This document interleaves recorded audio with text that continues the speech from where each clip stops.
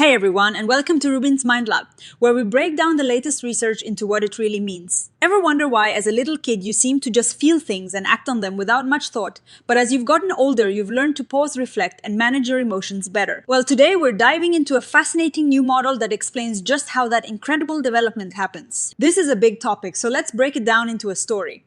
Imagine a young child like 4-year-old Anna building a sandcastle. She is super happy. Right then, her friend Louise takes the flag she wanted for her castle.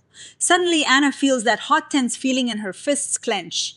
She grabs the flag and shouts, "That is mine." This is a classic emotion episode. She is not just feeling something, she is acting on it or ready to. But here is the cool part. As babies and toddlers, we don't really understand that we're feeling angry or sad or joyful. We just feel it and react. We don't yet have this thing called reflective emotion regulation. And that is where this new model called the internalization model of reflective emotion regulation comes in. It says that as children grow, they learn to not just feel emotions, but also to become aware of them, evaluate them, and then choose how to respond to them. Think of it like learning to ride a bike.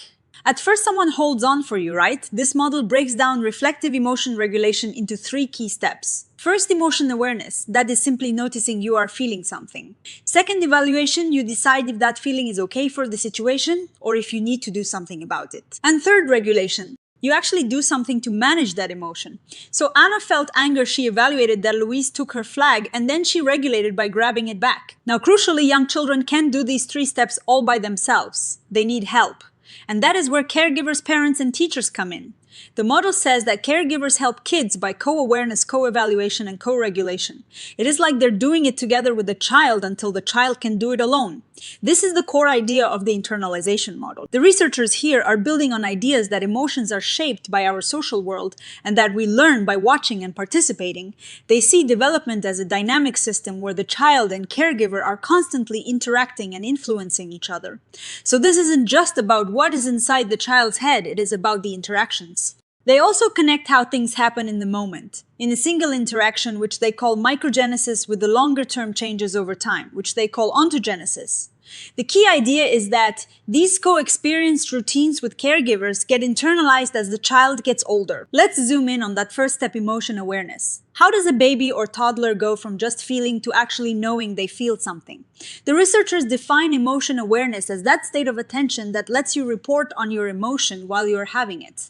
For this to happen, children need to pay attention to their internal feelings and sensations and link them to words for emotion. The magic ingredient here is what they call emotion coaching. This is when caregivers actively help children understand their emotions. It has 3 parts. First, mirroring the child's expression. Imagine a parent seeing their baby furrow their brow and then making a similar exaggerated expression. This helps the child notice their own feelings. Second, labeling. The caregiver attaches a word to that feeling like, "You look angry," or "Are you feeling frustrated?" This helps the child connect the feeling to a name. And third, exploring. This is when caregivers and children talk about the emotion. Why did it happen? How did it feel? This helps build emotion knowledge. So imagine Anna again. A teacher sees her grabbing the flag and fumbling her fists. The teacher might mirror Anna's expression, say, "Wow, Anna, you look really angry right now." And then explore by asking, "Are you angry because Louise has the flag you wanted for your sandcastle?" This process helps Anna start to become aware of her anger. Now for step 2, evaluation. Once you are aware of an emotion, you need to figure out if it is appropriate for the situation and if it needs to be changed. This is where values and norms come in. Our societies have rules about how we should behave and feel. For Anna's situation, one family might say it is okay to grab it, another might say no, you need to ask politely. Caregivers help children learn these values and norms. They do this in a few ways. First, implicit evaluation, they just act. If a child is having a tantrum, the parent might distract them or comfort them without saying much. This shows the child that there is an issue. Second, specific evaluation. This is when they use words like, "No, you can't do that," or "It is not nice to hit." They explicitly state a rule or value. Third, metacognitive prompts. This is the most advanced, where they ask questions like, "Is that okay what you are doing?" prompting the child to think for themselves about the situation. Step 3 is regulation. This is about choosing and using a strategy to manage the emotion. The model talks about different strategies. Some are simpler, like distracting yourself or soothing yourself by taking deep breaths. These are often learned early. More advanced strategies involve changing your thoughts about the situation, like reappraisal, where you try to see things differently. Again, caregivers help here. At first, they might directly distract or soothe the child, that is substitutional regulation. Then they move to specific prompts like, "Hey Anna, maybe you could try asking Louise nicely for the flag."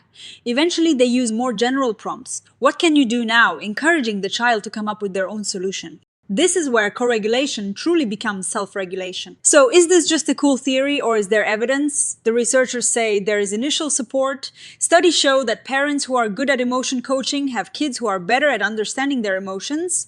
And when parents offer the right kind of co-regulation at the right time, kids develop better self-regulation. For example, research shows that when parents mirror and label their baby's early expressions, it predicts better emotion understanding later on. Also, when parents talk about emotions with their kids using books or discussions, it is linked to better emotion understanding and regulation. It seems like this early coaching really lays the groundwork. And for co-regulation, studies show that if parents keep doing very simple soothing for older kids, it doesn't help their self-regulation as much. But when they offer more complex guidance, like asking questions that encourage reappraisal, it helps. This supports the idea that caregivers need to adjust their support as the child grows, which is exactly what the internalization model predicts. Now, no model is perfect, and the researchers are upfront about that. One big challenge is that a lot of the research relies on parents reporting on themselves and their kids, which might not always be totally accurate. They also mentioned that more studies really need to look at the exact moment-to-moment interactions and not just big-picture correlations. They also point out that while they have evidence for emotion coaching helping with awareness and co-regulation, helping with regulation, they need more studies to show the link between co-evaluation and a child's ability to know when they need to regulate. And a really important point is that this model is mostly based on studies of kids in Western educated families. They admit that different cultures might have different ideas about what ideal emotional development looks like. They don't want to say that other ways are wrong, but rather that the model needs to be extended to be more culture sensitive, acknowledging diverse pathways to positive development. So what is the takeaway? The internalization model gives us a fantastic framework for understanding how children learn to manage their emotions. It highlights the crucial role of caregivers and the step-by-step process of learning to be aware of, evaluate, and then regulate our feelings. It emphasizes that this is a social journey happening through interactions. From a transactional perspective, the model specifies the interactional processes, namely caregivers, emotion coaching, co-evaluation, and co-regulation that are adjusted to the developmental level of the child. It is a reminder that this complex skill of emotional regulation doesn't just happen. It is built through relationships, especially with our earliest caregivers. This research tells us that by understanding these processes, we can better support children in growing into emotionally healthy adults. What do you think about this internalization model? Does it resonate with your own experiences or observations? Let me know in the comments below. And if you found this fascinating, give this video a thumbs up and subscribe to RUBIN'S Mind Lab for more explorations into the human mind. We'll see you next time.